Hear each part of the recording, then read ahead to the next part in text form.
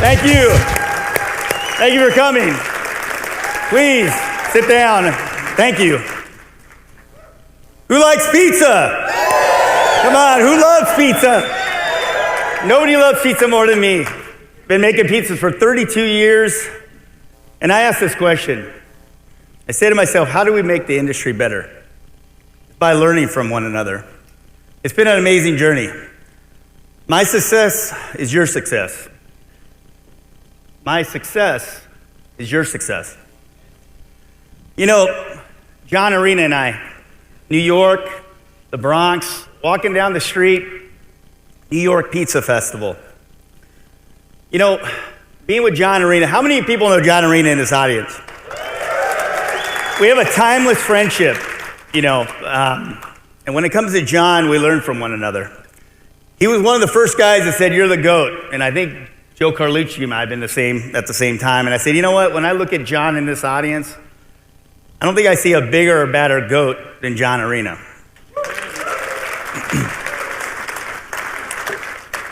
You know, respect the journey, respect our journey. Let's go back. Things when they're a little different in life, probably what you didn't know about me. I was a badminton player. Pretty good, actually. Number one for my school. Soccer player. You made the next one, a professional model, actually, at one time. Like, okay. Didn't get much runway. I got 2 gigs. I was too short, so that didn't last too long, but I did get a little bit. Track and field, a short guy, high jump, triple jump, long jump. I was okay. I was pretty fast, but I wasn't, that good. But photographer, I thought I was going to be a photographer. I had a dark room at my parents' house. I love photography. So I had a breakup with a girlfriend. I thought I was going to be in a band. I took sax lessons. I took guitar lessons. I sucked at it. My dad was a saxophone player, and I didn't give him any justice. And I was an apricot farmer till I was about 18 years old. I was an apricot farmer with my grandpa. We did cherries, faba beans, and apricots. And the moral of this is, don't be afraid to try. My first job was at McDonald's. So in foods class, freshman year, a beautiful girl, Cherie Poindexter, blonde, 6 foot tall, and I was like, 4'11". Tony, they're gonna open up they're gonna do McDonald's, we should go. And then I said, okay, I'll do it. $3.85 an hour, and at the time in California, it's a lot of money. Now it's almost $20 an hour. So Mrs. Chu was in my foods class. I told Mrs. Chu, I'm gonna go ahead and do this. So we did it. I went through orientation. They put me on the hamburger line, learned how to make hamburgers, flat top, dress the buns behind me. And you ever see the McDonald's that say like 99 billion served? Okay, you ever see those ones when it says billion served? That's usually McDonald's that you don't want to work at for your first job. So here I am, I'm going, and then there's a sea of people. And I'm like, oh my God. Sea of people, customers coming in. I got 46 burgers. I'm going. I'm searing them. It's 6 in a row. I remember my manager coming to me. He had a tray of 12. And they were all wrapped and done, and he threw them in the garbage. He said, Tony, do it again. They're burnt. So I'm in the weeds, I'm going. I look at the drive-through line, and Cherie's there, and the light's going through there, and it's shining on her beautiful blonde hair. I'll never forget it. And I'm in this pit. And so I'm looking at her, and she's with the manager, and they're handing the customer, here you go, yay, good job. And I'm just getting killed. I'm trying to do it. So the guy on the quarter pounder line comes to me, he takes off his apron, throws at me, says, okay, you got this, man. I'll see you later. I don't know how to make quarter pounders. I've only been in there for like 2 hours. So I had to hide in the bathroom. I said, okay, what do I say? I say, I threw up. I got sick. So I said I threw up. I got sick. I came out. I'm holding my belly, telling the manager, and he's looking down at me with a mustache saying, are you kidding me? I said, yeah, I can't do this. So I went across the street, Cloverleaf Bowl, called my mom, told her I couldn't do it, kind of cried. My dad picked me up. My dad looked at me like, come on, like you couldn't do this? I'm like, yeah, I couldn't do it. So, it was an interesting time for me. I'm very superstitious. A lot of people don't realize that. So I went back into my foods class and told Mrs. Chu I couldn't do it. I took another foods class my sophomore year. Senior year, I got called in to the office by my counselor, Mr. Stoll, and said, I got to talk to you. I said, am I in trouble? He's all, no, we got to talk. He's all, I got something for you. I'm all, what? So you, my friend, are getting the Bank of America award. Okay, I'm like, okay, wait a minute. You got the wrong guy. It's for mathematics or science. You got the wrong guy. No, you're getting it for home economics. I've never done this. 30 years I've been a counselor. I've never given this award for this. He's all, man, she saw something in you. So that was my first award in cooking. And Laura, might have been those snickerdoodles that you had, remember? Or wait, Nicole, remember that cornbread I made you? At one time, might have been those, but whatever it was, she saw something in me, and I don't know, I'm superstitious certain ways, things happen for a reason, and I kept cooking. I kept cooking with my mom, and my mom was the best cook ever. So a lot of people know me for being Italian. Some of you know me for being Spanish and Portuguese, but a lot of you don't know me for being Native American on my mom's side. 19.2% Native American, either Apache or Navajo. And like I said, I look at things differently, I always have. I'm very spiritual. And like I said, I have a lot of superstitions. I even keep a $2 bill in my wallet. I have thousands of $2 bills. I won't spend them. I think they're lucky. And I still keep them in my wallet, in my pocket every day. On the Chinese zodiac side, I'm a wood ox. I'm a Leo Virgo. My lucky numbers are 8, 23, 73. My phone number at Tony's is 835-9888. The 3 and the 5 adds the 8, so it's 88, and you have a 9 in front of 3 8s. It's super lucky, and I try not to have any 4s. I know, I'm nuts, dude. She's like, this guy's like, really? We got to sit through this shit? So, and yeah, I'm telling you, superstitious. You'll see, maybe there's something in your boxes, and you'll be like, oh, now I get it. This is why I waited an hour and got up at 6 a.m. to see this thing. You're gonna get all like free, free stickers. I think I put in there for you guys. So, I try not to have any 4s on my menu. No 4s on my bank account. 4 could be considered bad luck. My mom was very superstitious too. She told me that you could do anything in life, be anything. Don't give up, don't be afraid to try. Believe in yourself. You have to believe in yourself. And fear can be our worst enemy. You know, she had an abusive stepfather growing up. She was sheltered, couldn't cut her hair.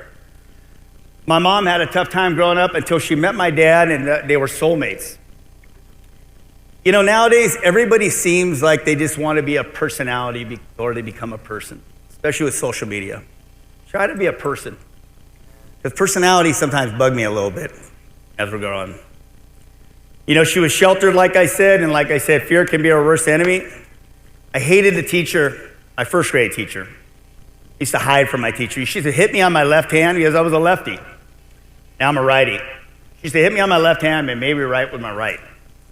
I golf left, bowl right, bat left, throw right. One or the other, usually not both, except when it's, tossing pizzas.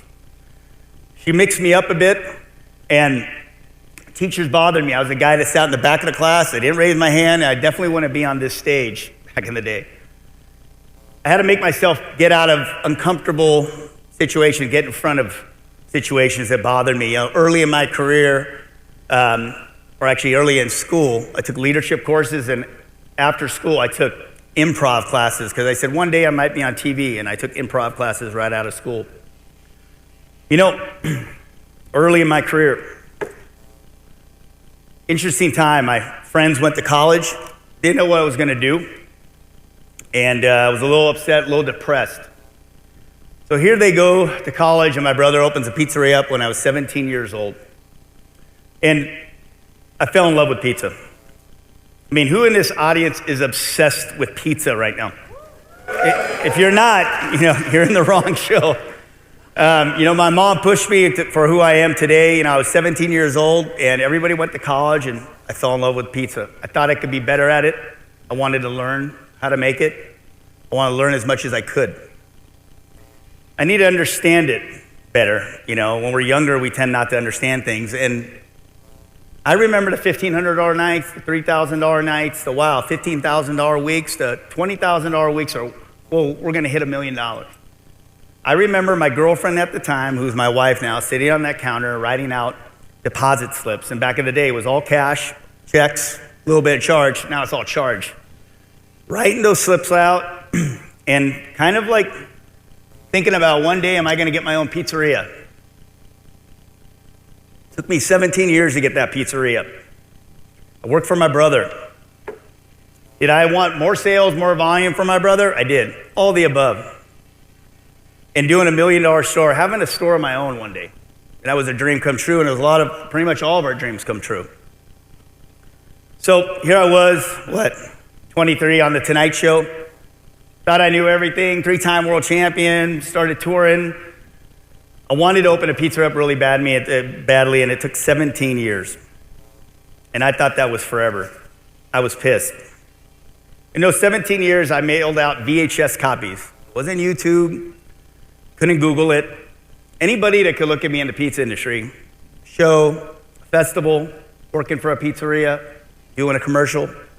I went to Thailand, Italy, London, Germany, Mexico, from Fargo to Florida to Chicago to New York.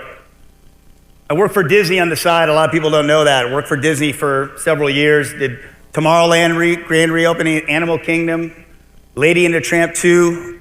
I worked for Disney on the side. I was able to get in kitchens. All of a sudden, I'm working in kitchens now, New Orleans, all these things.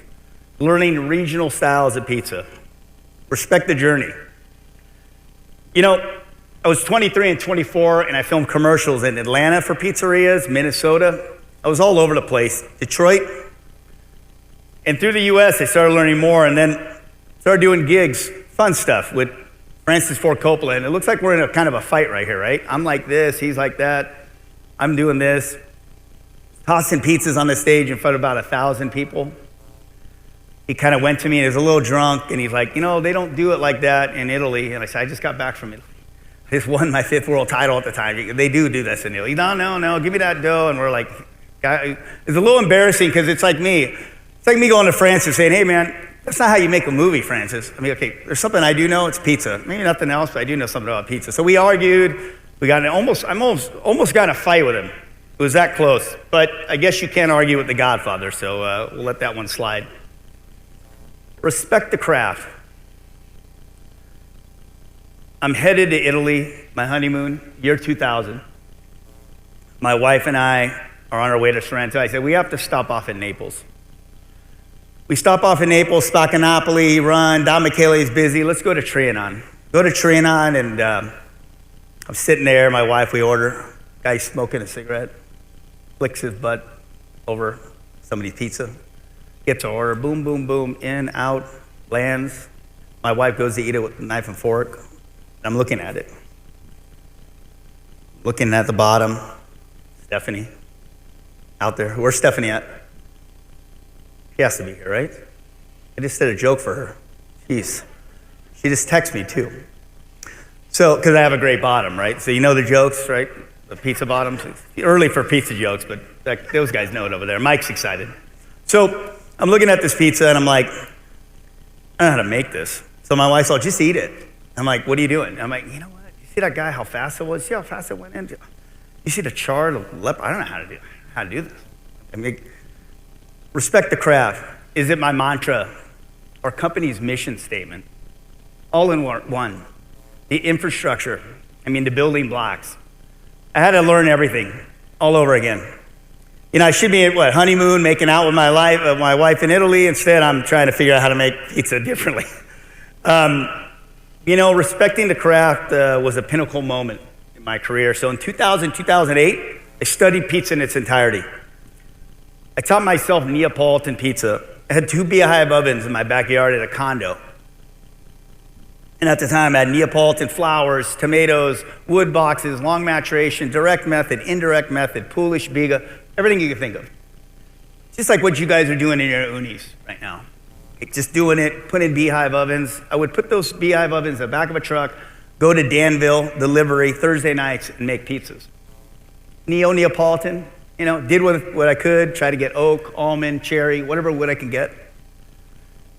I practiced. I was never taught.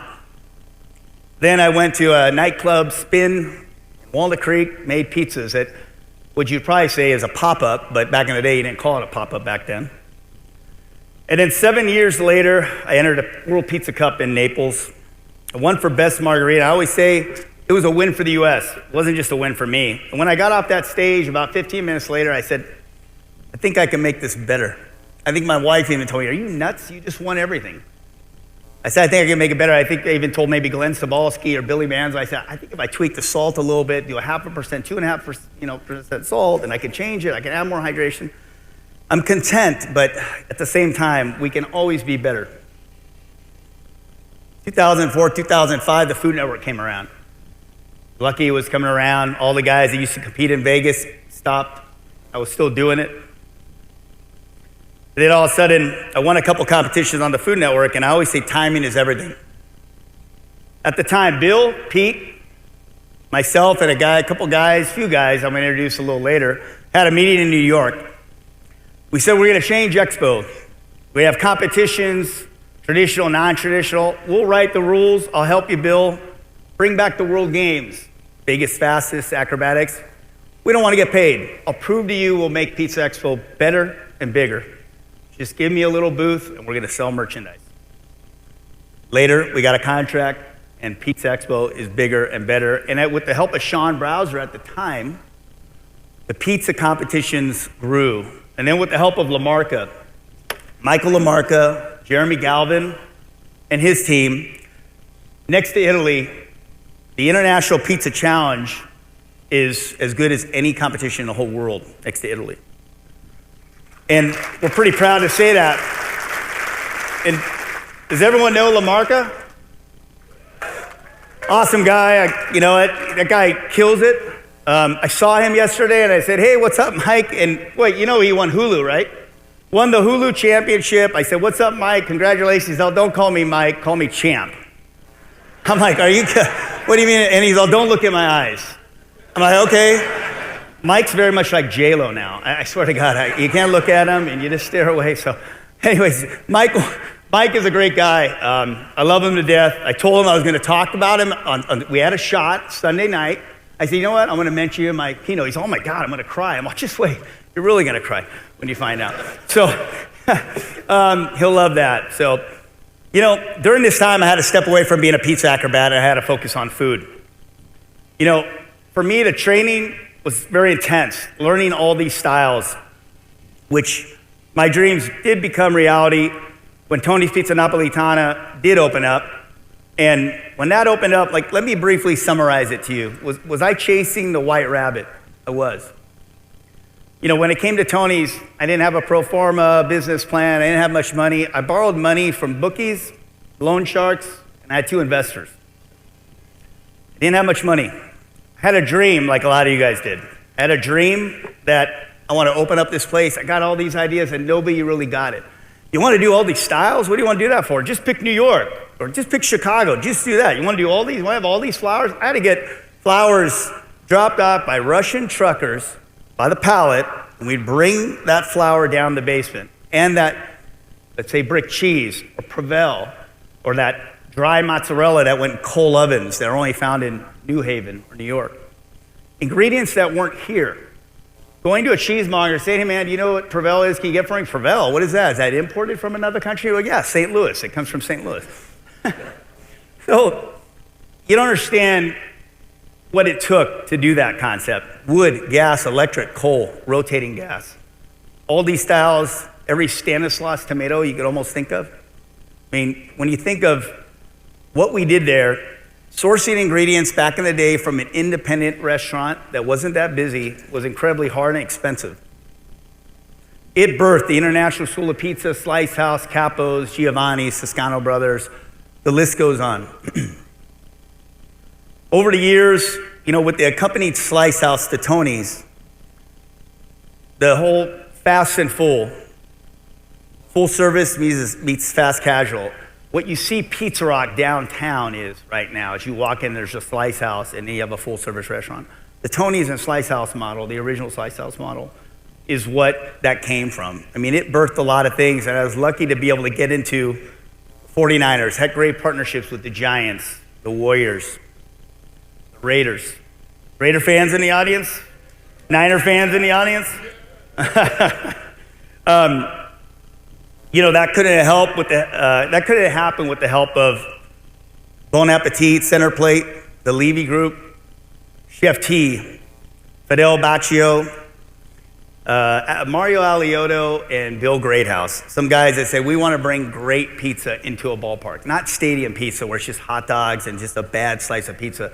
We want to bring quality ingredients. I said, well, it has to start with Grande, it has to start with Stanislaus, it has to start with my flour, Keith, Nicky Justo, and make my flour from Central Milling. And we got to do starters in all the ballparks. And we may need to put electric ovens like Coupone ovens in there or Marsal's. We got to do what we can. I want to make great pizza, and that's what we do. And then you see the renaissance of great pizza in ballparks. Ask Bogatz, where's Nick at?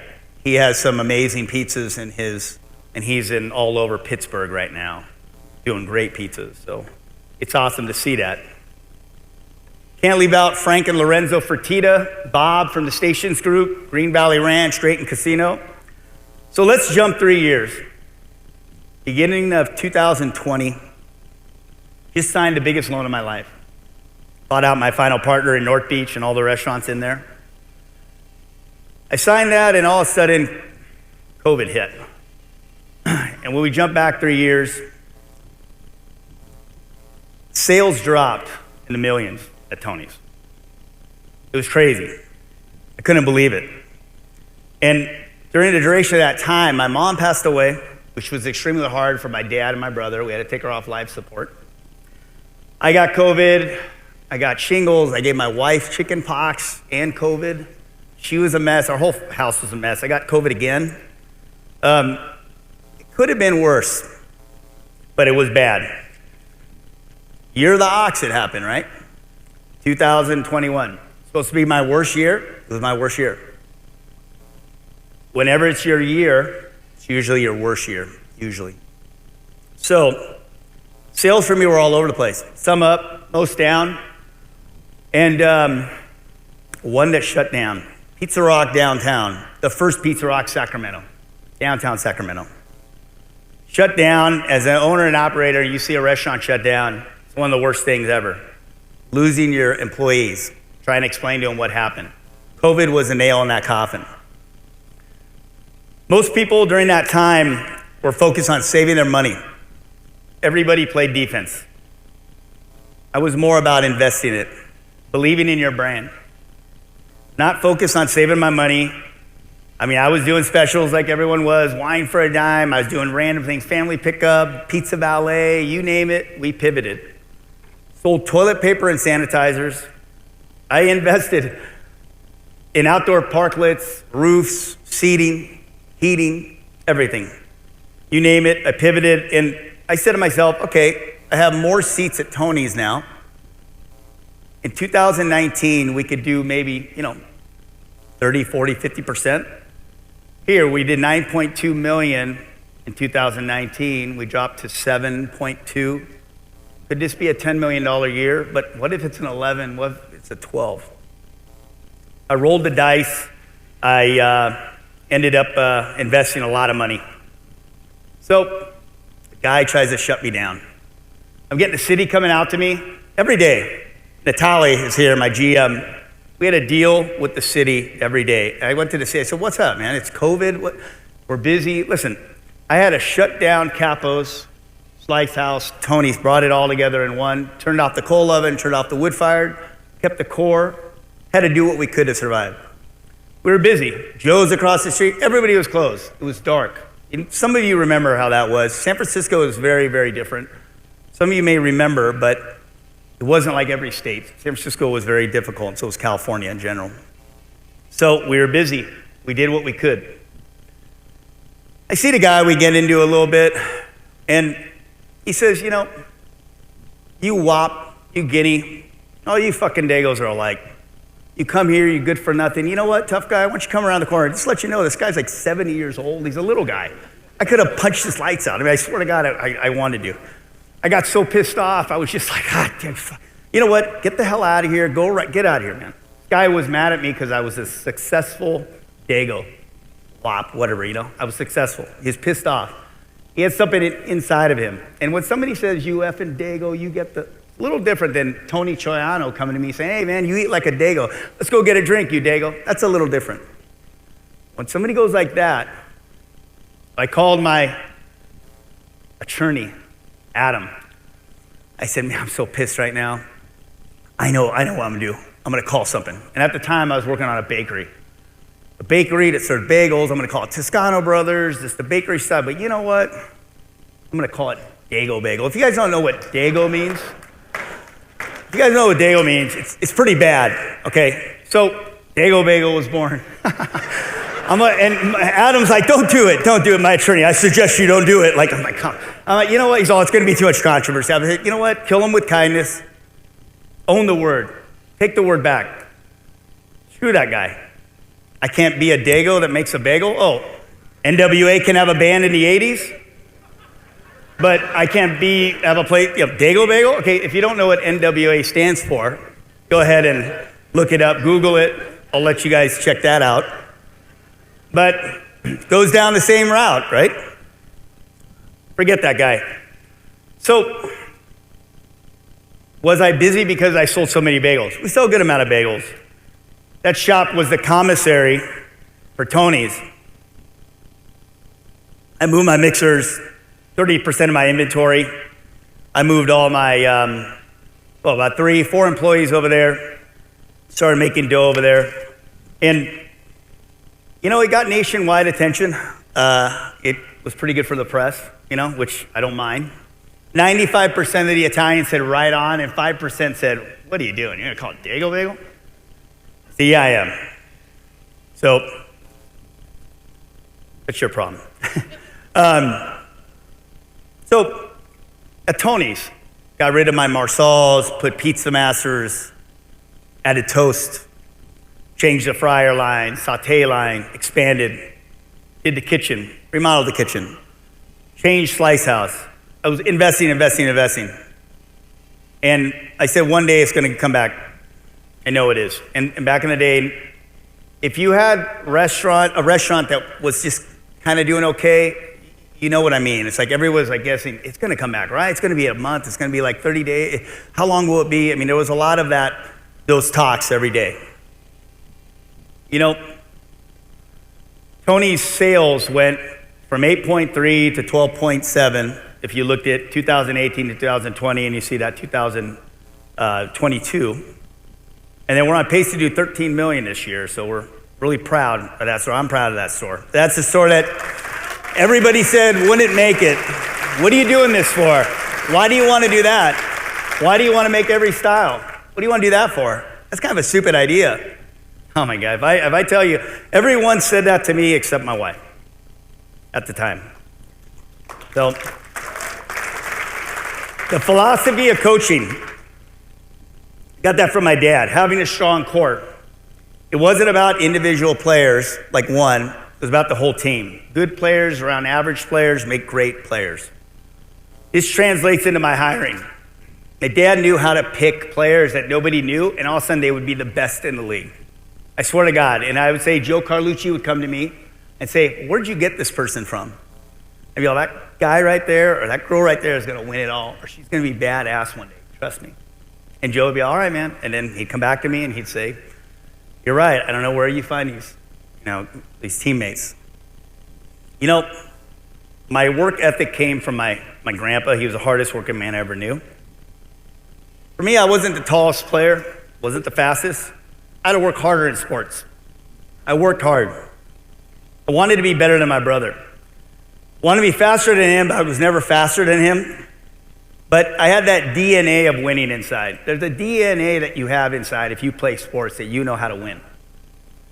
I love hiring employees that play sports. Not saying every employee I hire plays sports, but if you know how to be faster on the line, or you know what, there's no thank yous or hurry, just let's go, we gotta get through this rush. Just like a Pizza Rock Sunday night, I had to say, let's do this. I wasn't hugging them, saying it's gonna be all right, you're gonna be able to do this. No, I mean, let's do this. We're fucking slammed, we gotta go, okay?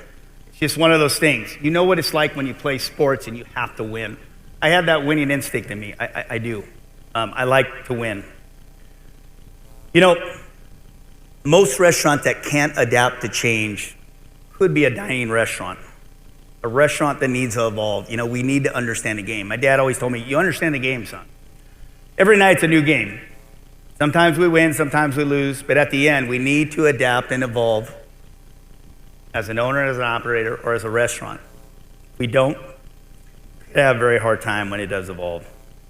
I always say you don't have to be the smartest person in the room, just make sure you make the smartest decision. As I grow, I like a combination of street smart and book smart people. Macro managing, not micromanaging. Do I like my employees to work and I give them the freedom? I do. I like my managers to manage. And if I have to step in at the right time, I do. How do you got? 1 store, 2 stores, 5 stores? How do you do it? Do I get that call every week? Trying to think about doing a second store. What do I do? Macro managing. Got to work on a lot of things. Time management, balancing your life, exercise, and no sleep. That's how you do it. You could say I was the biggest cheerleader when it came to the pizza industry. I celebrated every style of pizza before you could just Google it. My biggest success is your success. I can't talk more highly about this group here. I think they're all really amazing. We had some amazing times together.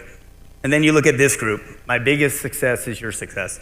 Silo Chapman, Michael Shepard, Ken Bryant, Joe Carlucci, the founding members of the WPC. These guys laid the foundation. Met in a room when we were on a team. I said, let's just do this differently. We're going to change it all. And we did, and we had a vision. Respect the journey. My biggest success is your success. I'd like to talk about 2 special people, Laura Meyer, Audrey Kelly, but I like to still call her Sherman, Audrey. Let me talk about Audrey. Audrey, I had a class, and when I had a class at Chefs, Pizza Makers, and Audrey, San Francisco International School of Pizza, teaching them how to stretch pizzas. Chef comes up, gorilla hands, saute guy for 30 years, can't make a pizza, he's terrible. She comes up, I give her a dough, boom, boom, boom. Give her another dough, boom, boom, boom. I said, how long have you been making pizzas? Oh, this is my first one. I'm like, oh my God. I'm like, okay. I'm like, you know what? I'm gonna hire you. First and only student I've ever hired. Took her to World Championships in Parma. She liked it hot when it came to our oven. Tony's, we burn hot. 60 seconds, 70 seconds. Neapolitan. First woman, I believe, to ever compete representing the U.S. in Neapolitan at the World Championships. Say molto legna when you get up there. This is back in the day. I said, say molto legna, more wood. People are burning it, they're worried, they're making a mess. She comes up, she's little. She tells the guys, they're standing there, typical Italians, like kind of there. Yeah, molto legna, she says, and they're all, okay, you want it hot, lady? Like kind of like, and she kind of goes aggressively, molto legna. Okay, they put 2 pieces of wood in, the fire's burning. She goes in, boom, boom, boom, comes out, looks perfect. Gives it to the judges look at her and say, how old are you? She says her age. Then all of a sudden they say, how long have you been making pizzas? She said, 8 months. Who allowed you to touch pizzas? If you've only been making it for 8 months, you should work the oven for 2 years. I'm like, dude, is it good? How's the pizza, by the way? So it's crazy the mentality back then of our industry. And by the way, she got like 5th in the world that year.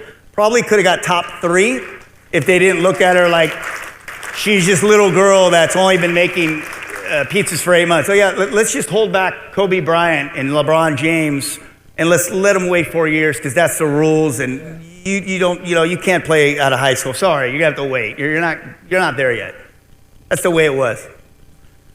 So Laura Meyer, Laura and I are in Italy, World Championships up north, Sicilian category. We land. Laura forgets her ingredients, I believe, a lot of her ingredients. Grande cheese we found, and we're making dough. We're in her room. It's late. We're like, where do I make the dough? I say, right there. So where? Garbage can. Garbage can. It's lined. I'll sanitize it. We're going to make it in there because we have no bowls. We have nothing. So really? Yeah, let's do it together. Make the dough. 2 days later, she competes. Sicilian, it's amazing.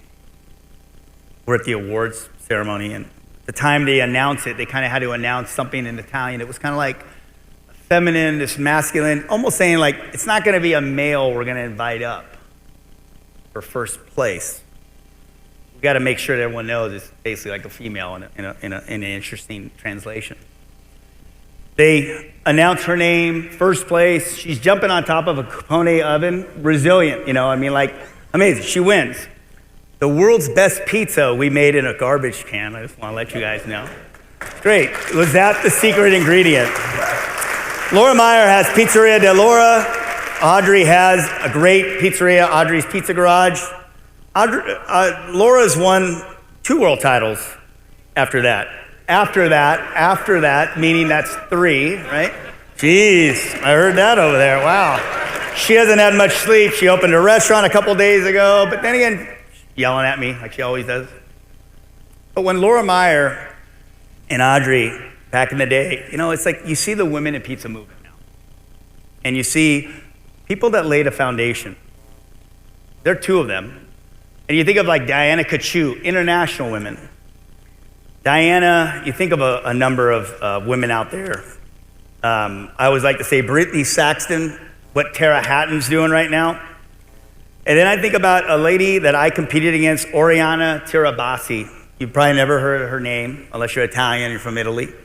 She was an acrobat when I competed. We competed almost against each other back 20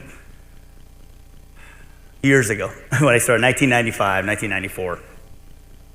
And, there's also one other name I wanted to say, and that's Floriana Pastore, a beautiful, amazing pizza maker that I met 23 years ago in Italy. We became friends. We've been friends ever since.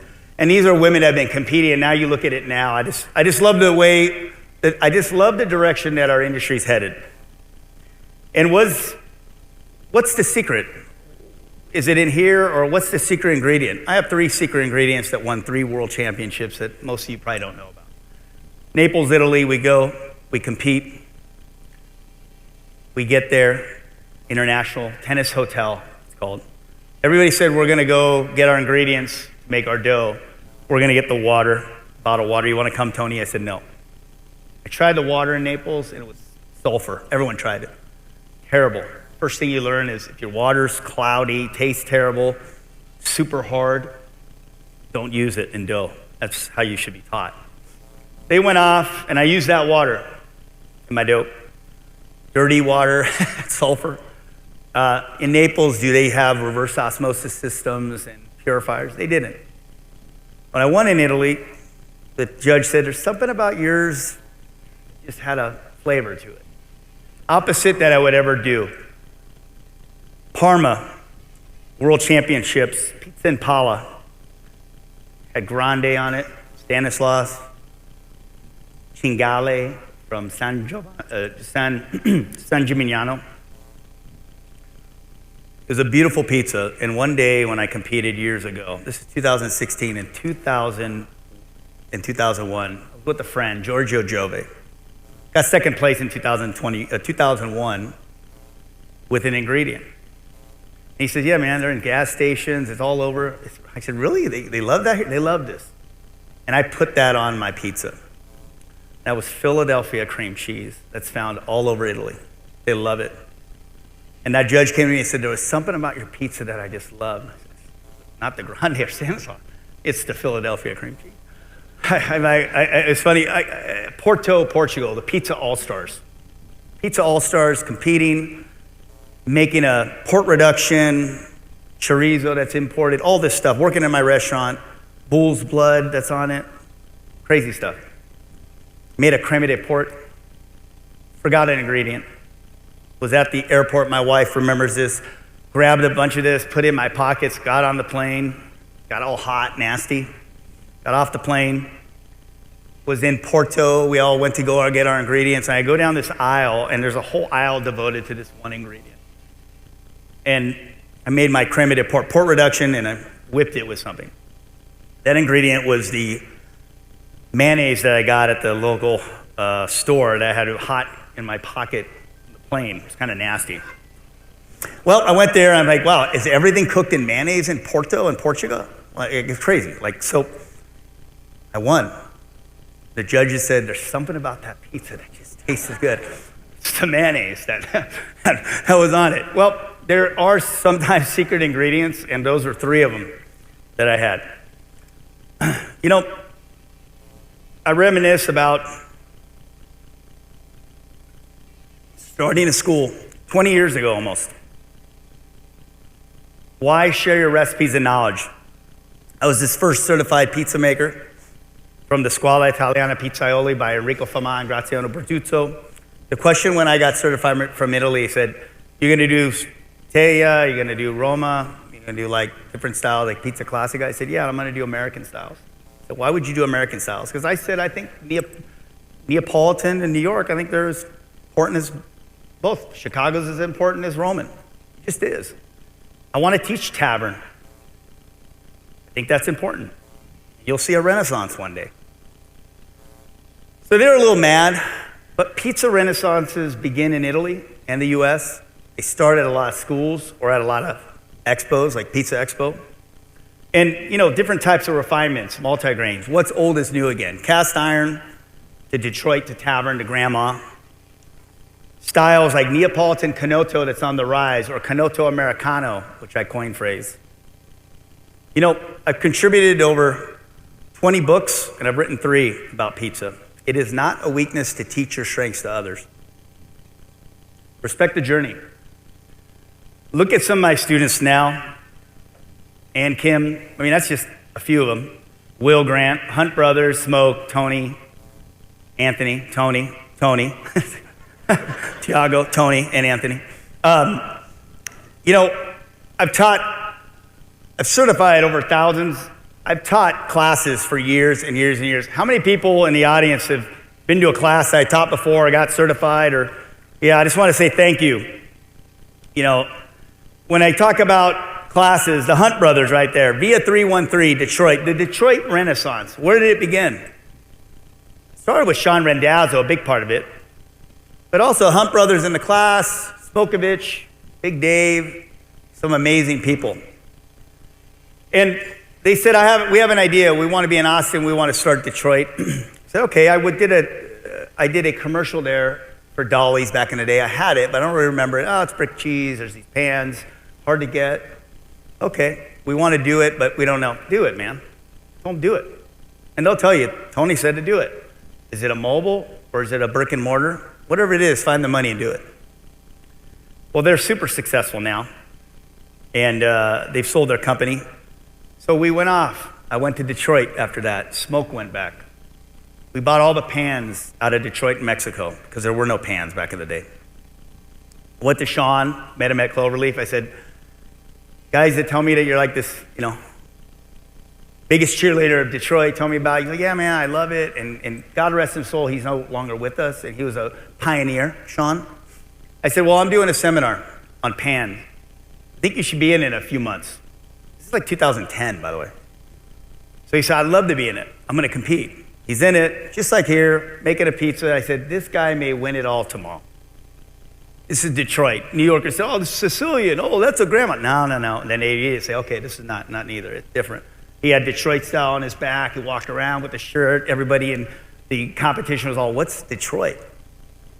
Buddies, you know, Cloverleaf, Shields, all those places that have been around for years. But he really like brought that back. And then you saw the Renaissance. California, we're the first to bring Detroit to California. Colorado, wasn't New York yet.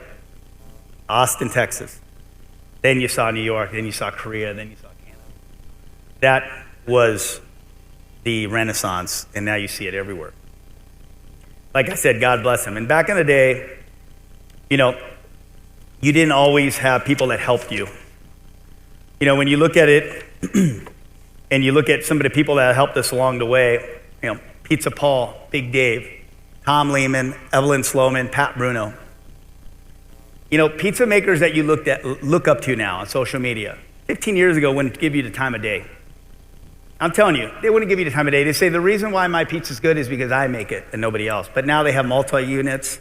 They don't make pizzas anymore. They got other people making their pizza. I'm telling you, back in the day, some of the guys that you look up to always said it was about me, and it's not about them, it's about us. It's about having integrity. It's important to understand if you have a passion for pizza. That's what's important. It's not about this guy. Anybody can be great, but to be the greatest is to teach somebody to be the greatest. You have to take personal pride in that. You know, someone said to me, it was a stupid thing to start a team. It was the dream team back in the day. Me, Dino Ciccone, Danny Wolf. Danny Wolf was President Reagan's ex-chef. They had Wolfies, went to Italy, we competed, came back. Let's start the U.S. pizza team. Was on the U.S. pizza team, which I founded with Steve Green back in the day. And then WPC, World Pizza Champions. Where are they? Let's stand up. I want to see them. Teachers, speakers, Guinness Book of World Record holders, owners, and operators. I can't speak more highly about my team. Nonprofit, 501c3, Make-A-Wish. We're doing great things. You know, things that I always dreamed about. You know, we started this team, hotel rooms, and I got a lot of ideas. We got sponsors, we grew it. Then it faded and we grew, and now we're big. We donate a lot of money every year to Make-A-Wish, which we have right here. If you wanted to make a donation, it'd be awesome. And we have it throughout look for our booth in Pizza Expo. After 17 years, I was president. I was president for 17 years. We have a board. This is the first board of directors. We started making a difference. We have a lot of things that are coming, and you know, when I look at somebody like Mike Bausch, I don't think you'll find a better pizza operator than Mike Bausch. Probably not a better speaker. Unsliced is his book. You got to check it out. He always impresses me. He's a good friend. And, you know, he came a long way from that kid that called me up at like 12:30 a.m. at night. Didn't know who he was. Phone rings. He said, I'm Mike Bausch. I said, okay. What do you need? He said, I have a Rotaflex. I said, okay. I said, it's 12:30 at night. He said, yeah, I'm from Tulsa. And I said, well, Tulsa is like 2.5, so it must be 2:30 there? Yeah. I'm like, okay, I'm in bed right now. And he's okay, it'll be 15 minutes. I said, I'm in bed with my wife. He said, okay, it'll be 10 minutes. I said, okay, like, what do you want? Okay, I have a Rotaflex, we're very busy. I need some help. Okay, so I talked to Mike Bausch at like 12 a.m. and like I said, you won't find a better operator. I love the guy to death. I respect him more than anyone. His amazing Andolini's in Tulsa. You know, when I founded the WPC, we had the first how-to video website before it was YouTube. And when we had that website, $9.99 for videos, $99 a year, and that evolved into my newest company, Perfecting Pizza, which I'm the president of, but it was founded by Michael Shepard and Silo Chapman. It is the pinnacle of having an online platform to learn how to make pizzas, how to work ovens, the perfect food cost. If you have trouble with your food cost, you have a perfect food cost app. You know, it's an amazing company. I'm proud to be a part of that. And who likes Guinness Book of World Records in the audience? I mean, I did growing up. Little book, look at it, biggest guy riding a bike, lady with the longest fingernails, tallest guy in the world. How can I be in this book? I'll never be able to be in it one day. Well, been lucky enough to get in it 5 times. It's crazy. 2 of them were by myself, but I said one day, how do we do it with the team? How do we do it? How do I get guys together? How do we bring a camaraderie? 100 pizza makers, Caputo Flour, Orlando Foods, Venice Bakery, Cisco, California Ovens. 5,000 pounds of cheese, 3,000 pounds of sauce, 18,000 pounds of dough, 1.3 miles. In LA, 36 hours, super hot, got burnt. We all got burnt. But staying relevant and reinventing yourself. Do I get mad when people write about other pizzerias that are new? Of course I do. Just like all you have pizzeria, you get kind of like, come on, man, I'm better than this guy, or I'm better than this. Writers are always going to write about the new places. You always have to stay relevant. You always have to reinvent yourself. You know, it bugs me when there's overnight social media, like guys that are getting there. I'm like, what about me? I get butthurt a lot. I do. but I'm always trying to figure out how to make the writers right. I am. 32 years in the business, you better be thinking about something. You gotta be on top of your game. How to be innovative and self-motivated almost every day of your life is a key to my success, and it's the key to your success. I love marketing. Not saying that everyone's gonna play against Olympic-bound badminton players, but I did. I did pretty good. I wasn't bad. They said I was pretty good. They're probably, nice to me and stuff, but I wasn't bad. I love collaborations, the giants, getting together, raising money. I don't think there's a bigger or better industry that raises more money than the pizza industry. And that could be for soccer teams that you sponsor or Meals on Wheels or whatever. It's a great industry to be in. And, for me, I work with places like Slice Out Hunger, of course, the SF Marin Food Bank, George Mark Children's House, Family House. It's been a highlight in my career. And another highlight is, dogs. Who loves dogs? I have any dog lovers in the audience? Squeaky toys here. Detroit-style slice for your dog, mister? Now he has a Marky. He can't handle this. Who has a dog in the audience? They're throwing them out right there. Personal connections. Having a personal connection with your customers. It's so important. I can't tell you. 3, 2, 1, dollars off, $9.99 pepperonis. No, it's about personal connections. And we have personal connections all the time at Tony's. And a special personal connection we have is forward thinking. It's about forward progress. It's about cool pizza boxes like the Pizza Big, where you open it up and you do something kind of cool. Everyone got a box here. And I couldn't do that anymore because later I got a cease and desist. Paramount Pictures. Up in smoke. You can't use that. What are you doing? Oops. Sorry. Got a lot of press though. Come on, are you worried that I'm going to hurt a 1970s, 1980s movie? I'm probably going to rekindle the fire, right? She should be proud, right? So, it got nationwide attention. Parent Pizza with Pot, pizza joint. It's a joint collaboration, get it? Pizza jokes, come on. I got new jokes coming all the time. We could pair pizza with beer, we could pair pizza with wine. Why can't we pair pizza with pot? Not saying we're infusing it, but the perfect pairing. And I guarantee you that after they smoke that, it'll be the best pizza they ever had in their life. I guarantee it. It was pretty awesome. It's always about forward thinking. We look at Instagram, Facebook. I look at TikTok and everything we're posting. And, it's more boots on the ground, eyes on the ground marketing. Old school marketing. Doing something that's written about, not just throwing a picture up and hoping people will see it, flooding it, diluting it. That cease and desist, I told him, I'm going to end it on April 1st. And I'm going to pass out a ton of boxes before that. But after that, I won't do anything. We'll see what happens. Hopefully nothing happens from that, but it should be good. So, just do it. I was Jordan back in the day, and I had the symbol of a pizza flat, like Air Jordan. I got a cease and desist from Nike back in the day. Not all ideas are good ideas, for sure. But, remember, bad decisions make better stories, right? So, I think social media can be the worst thing. I think it's like everything's so positive in life or everything is just a shit, right? You're like, what about my life? What do you think of mine? I don't put negative stuff up. I just don't. I have as bad days as anybody. I have terrible days. I just don't tell everybody about it.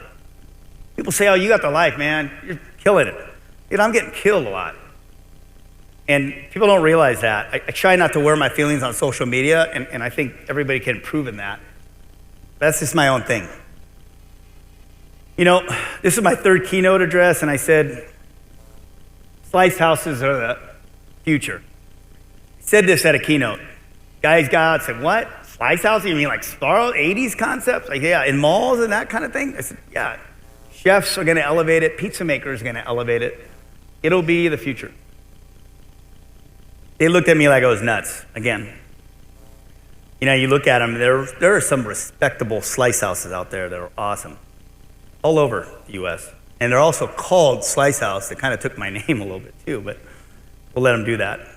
You know, with the help of my business partners, George Scarpati, Trevor Hewitt, Bill Ginsberg, Anthony Andreessen, and Michael Anthony, we've transformed slice houses that I started 13 years ago into the next big thing. You know, my partner George impresses me more than anyone. He doesn't really know this because I don't talk good about him that much, but I'll talk about him now. You know, him and I ran into each other later in life, which is a good thing because we're on the road to really a very, very successful road. And like I said before, timing is everything. You know, I'm excited to say that we have nearly 50 coming. And when I think about 50, you guys are all, oh man, this is a chain, or this sucks, or boo, or you were the independent guy and now you're getting so big. You know, families that want to learn how to make great pizza, that want to own a business. Families that want to learn how to make pizzas, just like you guys. That's why we're all here. You know, amazing families like the Margotts, or I think about other families like the Lowrys or the Yuxels, some of the partners we had as a licensing groups. And now you see the Bada group that's coming and several others that we hope to come. You know, it's just awesome because 20 years almost, I've been teaching students how to make pizzas, and now I'm teaching my franchisees. And it's exciting because now you're like, okay, how do I execute? Not like Tony's, like, how do I get one oven, triple stack? How do we get Detroit, Grandma, Sicilian, gluten-free, California, New York? How do we get plant-forward ingredients with happy little plants? How do I go to Anthony and I say, man, I want to have the best ingredients for my plant-forward pizzas? Dude, it's the new cup and char, plant-forward pepperoni that we have. You know, you look at the wines, you look at the beers that we're doing, natural wines, local beers. And it's just awesome to be able to do that and teach them. And I closed that school, focused on my franchisees, because I can't teach somebody how to make pizzas and then all of a sudden down the line, I open up next to them. It already happened a little bit. I hate that, but I didn't want to continue that. That's why I stopped teaching. That's why everybody needs to know. You know, one of the most important things in life is teaching this guy how to be the best in the world for me. I love my boy.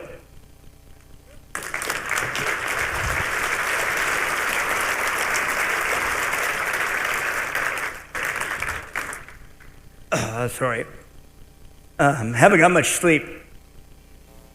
We are entrepreneurs. We're independent operators. We make amazing pizza.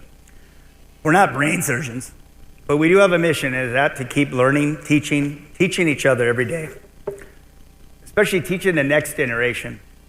It's always about the next generation. Respect the journey is about my life's quest. Learning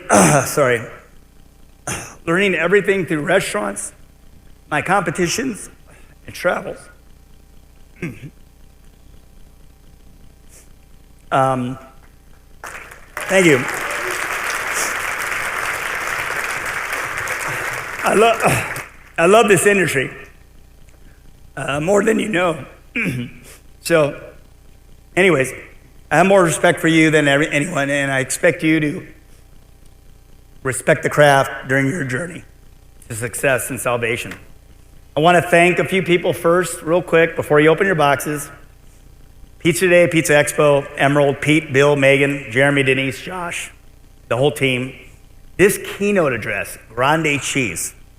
Say Grande a lot because I've been using them my whole life. Pizza crust liners, Hormel, Central Milling, Greco, Modernist Cuisine, Caputo, and of course the pizza bib for those boxes. The support over the years, of course the masterclass as well, for making that intro for me. It was a highlight of my career to be on masterclass. So, I want to thank my dad, my wife, my son, of course. Bring the lights up. I'm going to tell you one thing. I want to have you open your boxes in a second. You have two things.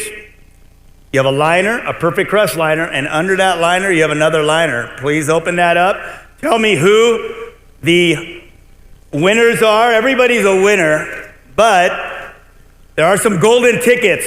When you hold up the golden ticket, whoever gets the $5,000, come up on stage, and then you can go to this booth over here if you're another winner of Grande Cheese, Hormel. So open your boxes up if you can. And thank you, everybody. Thank you very much.